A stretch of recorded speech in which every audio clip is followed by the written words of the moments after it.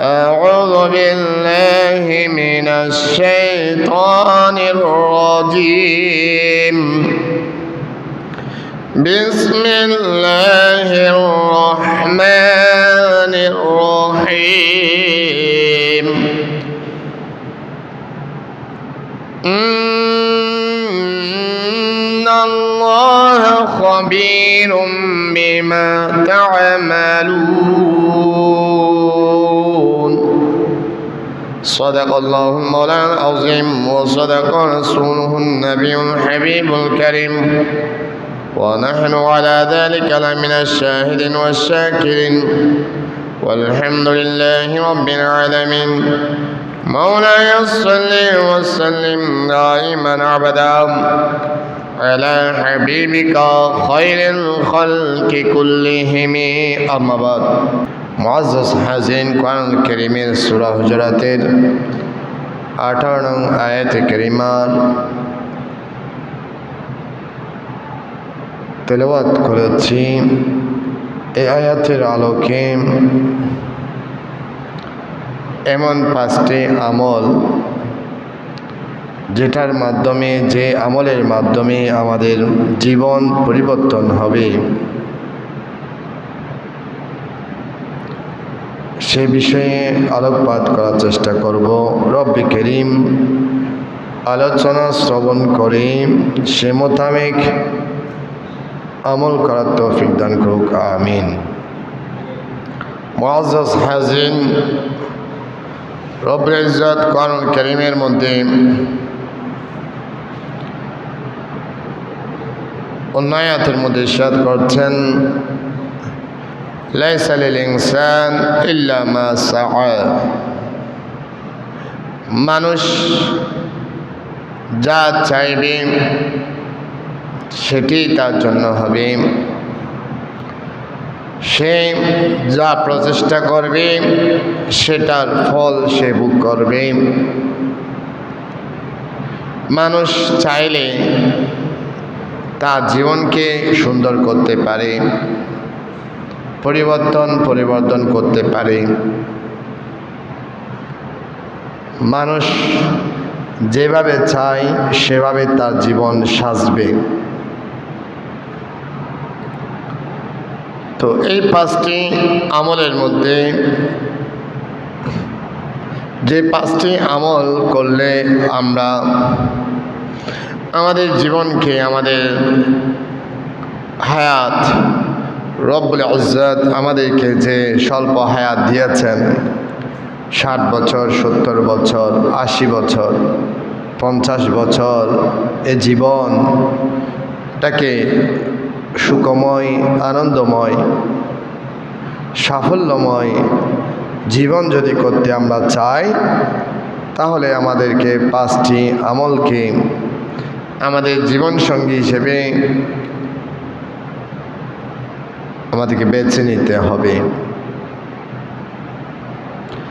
1 number, বান্দা তার যে নেক আমল করবে ওই নেক আমলগুলো মানুষের দৃষ্টি অন্তরালে যেন ভালো হয়। বান্দা মানুষের সামনে ভালোভাবে ইবাদত বন্দেগী করেন আর লোকালয়ের অভ্যন্তরে মানব চক্ষু অন্তরালে ওই মানুষ যদি ওই ইবাদত ভালোভাবে না করে তাহলে বান্দার ওই আমল রব্বুল ইজ্জতের দরবারে কবুল হবে না। রব্বুল ইজ্জত কোরআনুল কারীমের মধ্যে বলছেন ইন্নাল্লাহা খবীরুম বিমা তা'মালুন, বান্দা তুমি যে আমল করো না কেন, মানুষ তুমি যা কিছু করো, রব্বুল ইজ্জত আল্লাহ রব্বুল আলামিন সে বিষয়ে অবগত রয়েছেন। রাসূল করিম সাল্লাল্লাহু তাআলা আলাইহি ওয়াসাল্লাম ইরশাদ করছেন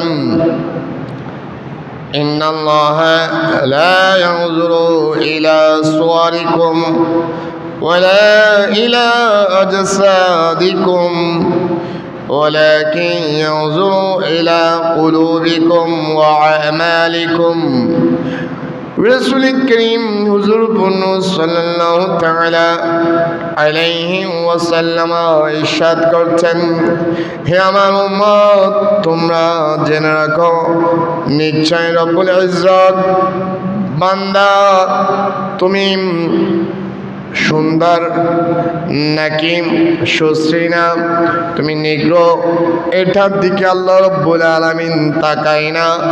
লা ইয়ানজুরু ইলা সুওয়ারিকুম, বান্দা তোমাদের আকৃতি কেমন হে আমার উম্মত, তোমরা দেখতে সুন্দর কিনা সুশ্রী কিনা সেটা আল্লাহ রাব্বুল আলামিন দেখে না। ওয়ালা ইলা আজসাদিকুম, তোমাদের সুঠাম দেহ কিনা, তোমাদের শরীরের অবয়ব কেমন, তুমি হালকা পাতলা নাকি মোটা সোটা, সেটা রব্বুল ইজ্জত দেখেন না, সে বিষয় মূল্যায়ন করেন না। ওয়ালাকিন ইয়ানজুরু ইলা কুলুবিকুম, হে আমার উম্মত, রব্বুল ইজ্জত তোমাদের কলব, আল্লাহ রব্বুল আলামিন তোমাদেরকে যে একটি কলব দিয়েছেন, ওই কলবের দিকে আল্লাহ রব্বুল আলামিন দৃষ্টি দিয়ে থাকেন। আল্লাহ রব্বুল আলামিন বান্দার আমল কলবের মধ্যে কোন নিয়ত করে করেছে সেটি দেখে কলবকে বিবেচ্য করেন।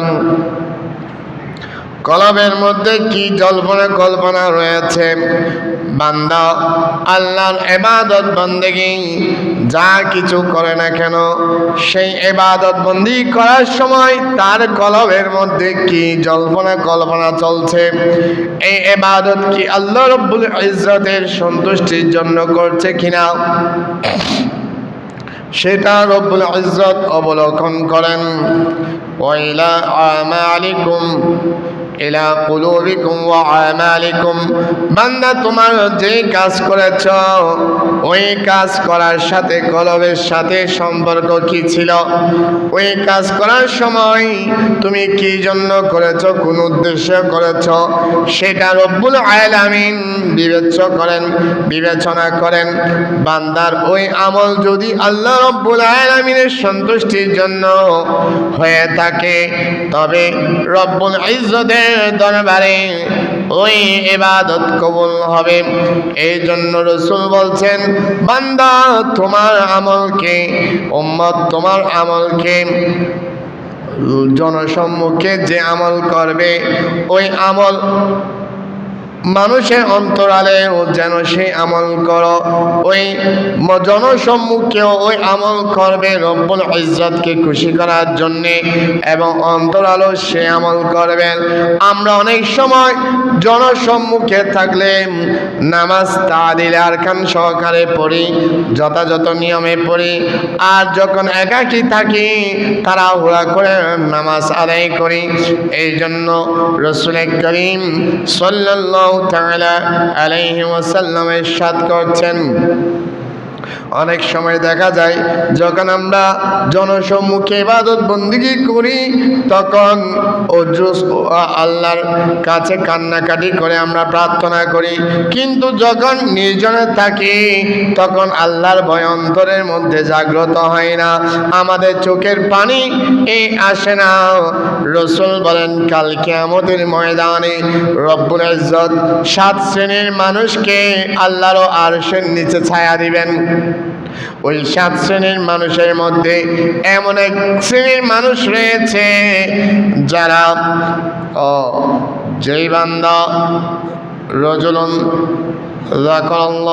যাকারাল্লাহ খালিয়ান ফাফাদাত আইনাহু, যেই বান্দা একক নির্জনে বসে একাকী অবস্থায়, মানুষ নাই জন নাই, আল্লাহ রব্বুল আলামিনের ইবাদত করছে, আর পরক্ষণে আল্লাহ রব্বুল আলামিনের আযাবের কথা শুনে আযাবের কথাকে স্মরণ করে নিজের ইবাদতকে ব্যালেন্স করে আল্লাহর ভয়ে অশ্রু ঝরে চোখের পানি ছেড়ে দেয়, আল্লাহ রব্বুল আলামিনের কাছে ক্ষমা চায়, রব্বুল ইজ্জত কাল কিয়ামতের ময়দানে ওই বান্দাকে আল্লাহর আরশের নিচে ছায়া দেবে।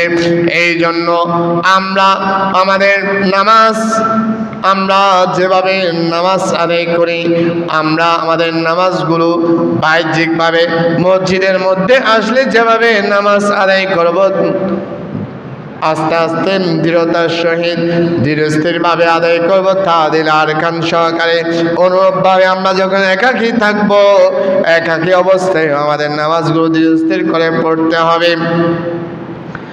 আমরা যখন নিজে থাকবো, কোরআনুল কারীমের তেলাওয়াত করার চেষ্টা করব, আর অপর মানুষের উপকার করার চেষ্টা করব গোপনে গোপনে। আল্লাহ রাব্বুল আলামিন বান্দার গোপন ইবাদতকে বেশি বেশি করে পছন্দ করে। আর নির্জনে যখন থাকবো, আমার কৃত অপরাধগুলো স্মরণ করে আল্লাহ রাব্বুল ইজ্জতের দরবারের মধ্যে আল্লাহর কাছে ইস্তিগফার করব, ক্ষমা চাইব, আমাদের জীবনের গুনাহসমূহ আল্লাহর দরবারে ক্ষমা চাইব। যদি আমরা এই কাজ করতে পারি, তাহলে আমাদের জীবন সার্থক হবে। প্যারা হাজরিন, 2 নাম্বার, আত-তাআল্লুকু মা'আল্লাহি আমিকান।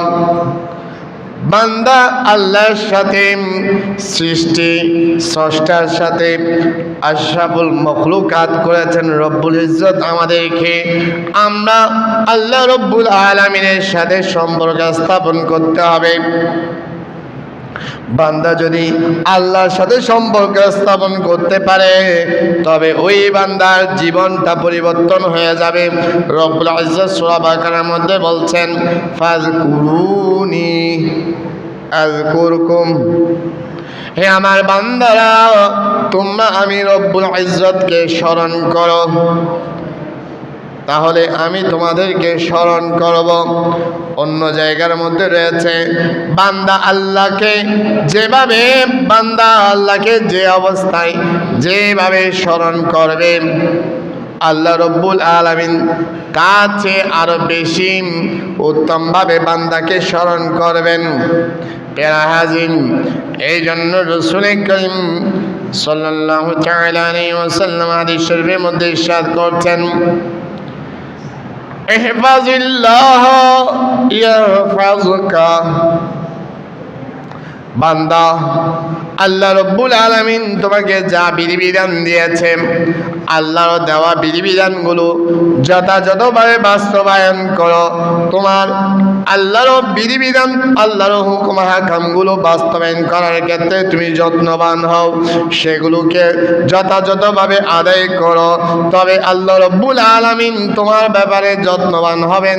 তোমাকে আল্লাহ রব্বুল আলামিন হেফাজত করবেন, তোমাকে তোমার অনিষ্ট থেকে, তোমার অমঙ্গল থেকে তোমাকে আল্লাহ রব্বুল আলামিন হেফাজত করবেন। হাজির, আল্লাহ রব্বুল আলামিন সূরা তালাকের 2 এবং 3 নম্বর আয়াতের মধ্যে বলছেন, ওয়ামাইয়াত্তাকিল্লাহ। যে বান্দা আল্লাহ রব্বুল আলামিনকে ভয় করবে, আল্লাহ রব্বুল আলামিনের ভয় অন্তরের মধ্যে জাগ্রত হবে, যেই বান্দার, ইয়াজআল লাহু মাখরাজা। আল্লাহ রব্বুল আলামিন ওই বান্দার জন্য, ওই বান্দার উত্তরণের জন্য, ওই বান্দা উন্নতি লাভ করার জন্য আল্লাহ রব্বুল আলামিনের পক্ষ থেকে গায়েবী থেকে ব্যবস্থা করে দেবেন। ওয়ায়াযুকহু মিন হাইসু লা ইয়াহতাসিব।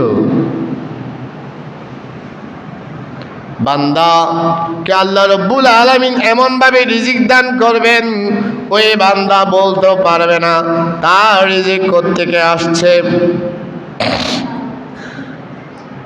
এই জন্য আমাদের ইবাদত বন্দেগীগুলো আদায় করার সময় আল্লাহর ভয়ভীতি অন্তরের মধ্যে ধারণ করতে হবে। আল্লাহর ভয়ভীতি অন্তরে ধারণ করে ওয়াক্ত মোতাবেক নামাজ আদায় করতে হবে। কোরআনুল কারীমের তেলাওয়াতের পাশাপাশি কোরআনুল কারীমের অর্থ অনুধাবন করার চেষ্টা করতে হবে।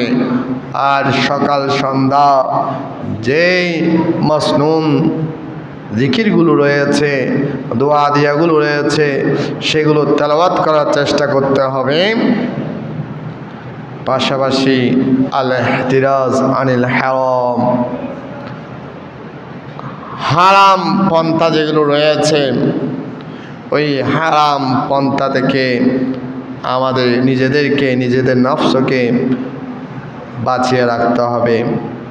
যদি আমরা এগুলো করতে পারি তাহলে আল্লাহ রাব্বুল আলামিনের সাথে বান্দার একটা গভীর সম্পর্ক, মহব্বতের সম্পর্ক আল্লাহ রাব্বুল আলামিনের সাথে বান্দার স্থাপন হবে। যদি এই সম্পর্কটা আল্লাহর সাথে বান্দা যদি সম্পর্ক স্থাপন করতে পারে, আমরা যদি আমাদের রবের সাথে, প্রতিপালকের সাথে এই সম্পর্ক, গভীর সম্পর্কটা স্থাপন করতে পারি, তবে আমাদের জীবন পরিবর্তন হয়ে যাবে। তৃতীয় নাম্বার, আল আমালুল আখিরা, পরকালীন কাজসমূহ করার ক্ষেত্রে আমাদেরকে অগ্রগামী হতে হবে। পরকালীন বেশ আমাদের জীবনকে সাজাতে হবে, পরকালের কাজগুলোকে অগ্রাধিকার দিতে হবে। পার্থিব দুনিয়ার কাজগুলো হচ্ছে পরকালীন জীবনের যে কাজগুলো রয়েছে, আমালগুলো রয়েছে, আমলসমূহ রয়েছে, সেগুলোকে প্রাধান্য দিতে হবে। আল্লাহ রাব্বুল আলামিন বান্দাকে হুঁশিয়ার করে বলছেন, সাবধান হওয়ার জন্য, সতর্ক হওয়ার জন্য বলছেন। সূরা আলার 17 নম্বর আয়াতের মধ্যে বলছেন, ওয়াল আখিরাতু খায়রুন ওয়া আবকা। হে আমার বান্দারা, তোমরা দুনিয়াবি হায়াতের মধ্যে বসবাস করছ। কারো বয়স 50 বছর, কারো বয়স 60 বছর, কারো বয়স 80 বছর, 70 বছর। এই বয়স, এই জীবন, এটা চিরস্থায়ী জীবন নয়, এটা হচ্ছে ক্ষণস্থায়ী জীবন, ক্ষণিকের জীবন। বরং পরকালীন যেই জীবন, মৃত্যুর পরবর্তী যেই জীবন, এই জীবন এটি হচ্ছে অতি উত্তম জীবন। ওয়াবক, এবং এই জীবন এটা তোমার জন্য এটা স্থায়ী। এই জীবনের কোনো শেষ নাই, এই জীবন কখনো নিঃশেষ হবে না। দুনিয়াবি এই হায়াতটা তোমার এক সময় গিয়ে ফুরিয়ে যাবে। বাজেট শেষ হওয়ার সাথে সাথে তোমাকে পরকালের দিকে ধাবিত হতে হবে। এই জন্য রাসূল করিম হুজুর পূর্ণ সাল্লাল্লাহু তাআলা আলাইহি ওয়াসাল্লাম বলেন, আল কাইসু মান দানা নাফসাহু ওয়া আমিলা লিমা বাদাল মাউত। বুদ্ধিমান বান্দা হচ্ছে ওই ব্যক্তি, ওই বান্দা বুদ্ধিমান যেই বান্দা নিজেকে নিজে হিসাব নিকাশ করে, আত্মসমালোচনা করে, নিজের ব্যাপার নিজে চিন্তা ভাবনা করে কোন কাজ করেছে, সারাদিনের কাজগুলো সম্পর্কে যখন রাতের বেলা ঘুমাতে যাবে সেই সময় পর্যালোচনা করবে, আমি আজ কি কাজ করেছি, কি ভালো করেছি, কি খারাপ করেছি। ওয়া আমিলা লিমা বাদাল মাউত, এবং পরকালীন জীবনের জন্য কাজ করবে। ওই বান্দা হচ্ছে বুদ্ধিমান বান্দা। রাসূল করিম সাল্লাল্লাহু তাআলা আলাইহি ওয়াসাল্লাম অপর হাদিস শরীফের মধ্যে বলেন, যে বান্দা পরকালীন জীবনকে, যেই বান্দা গুরুত্ব দেবে, দুনিয়াবি জীবনকে প্রাধান্য না দিয়ে পরকালীন জীবনকে প্রাধান্য দেবে, ওই বান্দার জন্য আল্লাহ রাব্বুল আলামিন ওই বান্দাকে আল্লাহ রাব্বুল আলামিন দুনিয়া বিমুখ করে দেবেন। কারো মুখাপেক্ষী করবে না, করে টাকাওয়ালা, সম্পদওয়ালা, পয়সাওয়ালার দিকে ধাবিত হতে হবে না। ওয়া জামালাহু শামলাহু, ওই বান্দার জন্য ওই বান্দার আমলগুলোকে আল্লাহ রাব্বুল আলামিন জমা করে দেবেন। ওই বান্দার কাছে নেক আমল করতে ভালো লাগবে, আর ওই বান্দার জন্য আল্লাহ রাব্বুল আলামিন দুনিয়াকে তার অনুগত করে দেবেন। এখন তো আমরা দুনিয়ামুখী হয়েছি, দুনিয়ার পিছনে ছুটছি। যদি আমরা যদি আল্লাহ রাব্বুল আলামিনের মুখী হতে পারি, পরকালকে যদি আমরা প্রাধান্য দেই, তাহলে পরকালকে প্রাধান্য দেওয়ার কারণে দুনিয়া আমাদের অভিমুখী হবে, দুনিয়া আমাদের অনুগত হয়ে যাবে, বান্দা যা চাইবে তা লাভ করতে পারবে। এই জন্য আল্লাহরও বুজুর্গ বান্দা যারা, তারা পরকালকে প্রাধান্য দেওয়ার কারণে, পরকালমুখী হওয়ার কারণে দুনিয়া তাদের কদমে কদম ছুঁয়েছে। তারা ধন সম্পদের দিকে ধাবিত হয় নাই। যখন যা প্রয়োজন হয়েছে আল্লাহর পক্ষ থেকে, গায়বে থেকে ব্যবস্থা হয়ে গিয়েছে, সেগুলোর জন্য একজন আমার পরিচিত আল্লাহর বুজুর্গ বান্দা, দেখেছি ওনাকে, উনি আল্লাহমুখী হওয়ার কারণে এলাকার সমাজের ভাই বেরাদার ওনাকে ওনার ঘর থেকে তাড়িয়ে দিয়েছিলেন। নিজের বাপ দাদার ভিটের মধ্যে থাকতে পারেন নাই, থাকার সুযোগ হয় নাই, ভাই বেরাদার অত্যাচার করে ঘর থেকে তাড়িয়ে দিয়েছে। সপরিবারে হিজরত করে আরেক জায়গায় চলে গিয়েছেন। সেখানে আল্লাহ রব্বুল আলামিনের পক্ষ থেকে আল্লাহর বান্দারা তাকে এমন জায়গা দিয়েছেন, নিজেরা নিজেদের পকেট থেকে টাকা দিয়ে জায়গা ক্রয় করে দিয়েছেন। অনেক সম্পত্তি, দুনকে দুন সম্পত্তি, সম্পত্তির অভাব নেই। এছাড়া বর্তলের সেদিকে জায়গা, একটা জায়গায়।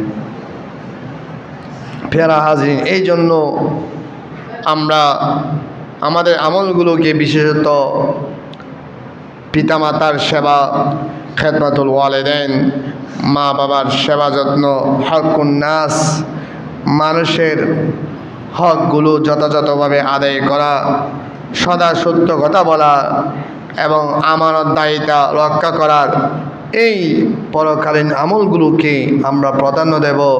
সেগুলো যথাযথভাবে বাস্তবায়ন করার চেষ্টা করব।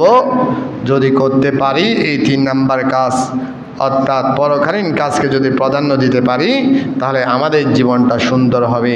4 নাম্বার, দুনিয়াকে পরকালের জন্য বিক্রয় করে দেওয়া, পরকালের বিনিময়ে দুনিয়াকে তুচ্ছ তাচ্ছিল্য মনে করা, পরকালীন জীবনকে গুরুত্ব দিয়ে দুনিয়াকে বিক্রয় করে দেওয়া। আল্লাহ রব্বুল আলামিন পবিত্র কোরআনুল কারীমের মধ্যে বলছেন, ইন্নাল্লাহা ইশতারা মিনাল মুমিনিনা আনফুসাহুম ওয়া আমওয়ালাহুম বিআন্না লাহুমুল জান্নাহ। আল্লাহ রব্বুল আলামিন মুমিন বান্দা যারা আল্লাহ রসুলের উপর ঈমান আনবে, সপ্ত বিষয়ে বিশ্বাস স্থাপন করবেন, আল্লাহ রব্বুল আলামিন তাদের নিজেদের জান, প্রিয়, সবচেয়ে প্রিয় বস্তু মানুষের কাছে মানুষের জান এবং সম্পদ। রব্বুল ইজ্জত বলছেন এই সম্পদ এবং নিজেদের প্রাণ, এগুলো আল্লাহ রব্বুল আলামিন মুমিনদের থেকে ক্রয় করে নিয়েছেন। বিআন্না লাহুমুল জান্নাহ, তাদেরকে আল্লাহ রব্বুল আলামিন পরকালে জান্নাত দেবেন, সেটা অঙ্গীকার করেছেন। এই জান্নাতের বিনিময়ে মুমিন বান্দাদের থেকে আল্লাহ রব্বুল আলামিন তাদের সম্পদ এবং তাদের জানকে, আল্লাহ রব্বুল আলামিন তাদের প্রাণকে আল্লাহ রব্বুল আলামিন ক্রয় করে নিয়েছেন। অর্থাৎ মুমিন বান্দা নিজের সম্পদ যখন যেখানে প্রয়োজন হবে আল্লাহর রাস্তায় ব্যয় করতে, নিজের অঢেল সম্পত্তিকে ব্যয় করতে কার্পণ্য করবেন না। যতক্ষণ পর্যন্ত সম্পদ থাকবে আল্লাহর রাস্তায় ভালো কাজের মধ্যে ব্যয় করার জন্য দৃঢ় সংকল্প করবে এবং নিজের জীবনকে বিসর্জন দিতে দ্বিধা করবে না। যদি জীবনের প্রয়োজন হয় জীবন দেবে, যেভাবে সাহাবায়ে কেরামের যুগ জীবন পর্যালোচনা করলে আমরা দেখতে পাই। সিদ্দিক আকবর রাদিয়াল্লাহু তাআলা উনি বড় ব্যবসায়ী ছিলেন, ওনার ধন সম্পদ যা ছিল আল্লাহর রাস্তায় কুরবানি করে দিয়েছেন। যখন ধন সম্পদ ছিল যুদ্ধের ময়দানে সম্পদের প্রয়োজন হয়েছে, সম্পদ দিয়েছেন।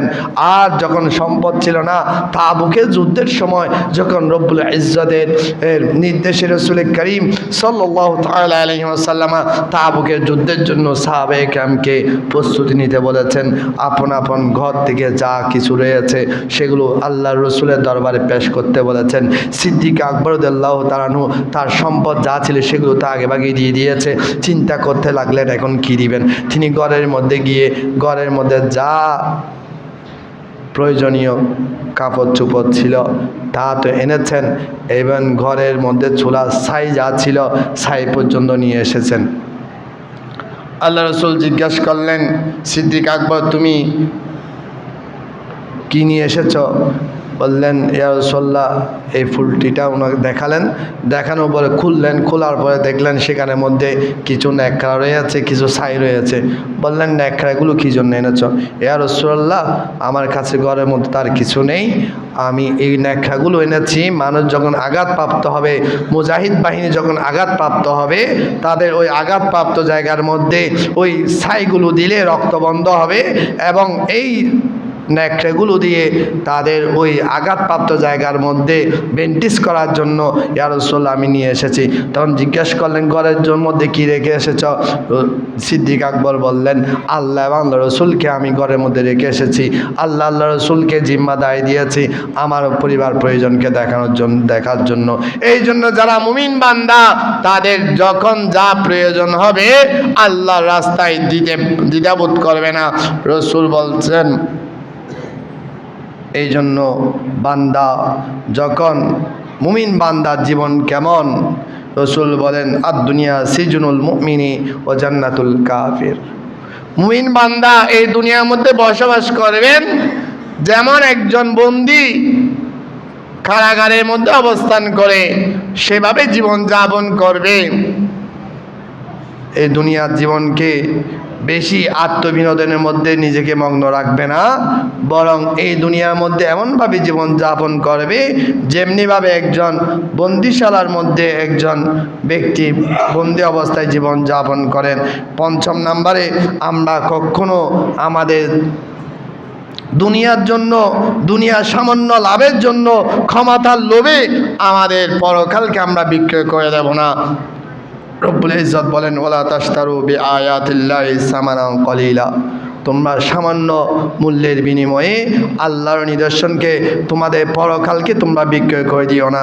এই জন্য আমরা আমাদের সর্বদা চেষ্টা করব সত্যের উপর অটল থাকার জন্য, ন্যায়ের উপর অটল থাকার জন্য, ন্যায়ের উপর স্থির থাকার জন্য। সামান্য নিজের দুনিয়াবি স্বার্থের জন্য পরের হক লুণ্ঠন করব না, আত্মসাৎ করব না, আমার দায়িত্ব রক্ষা করব, সদা সত্য কথা বলবো। এভাবে যা নেক আমলগুলো রয়েছে সেগুলো করার চেষ্টা করব আল্লাহ রসুলের সন্তুষ্টির জন্য। দুনিয়াবি স্বার্থকে প্রাধান্য দিয়ে আমার আখিরাতকে যদি আমি বিক্রয় না করি তাহলে আমাদের জীবন সুন্দর হবে।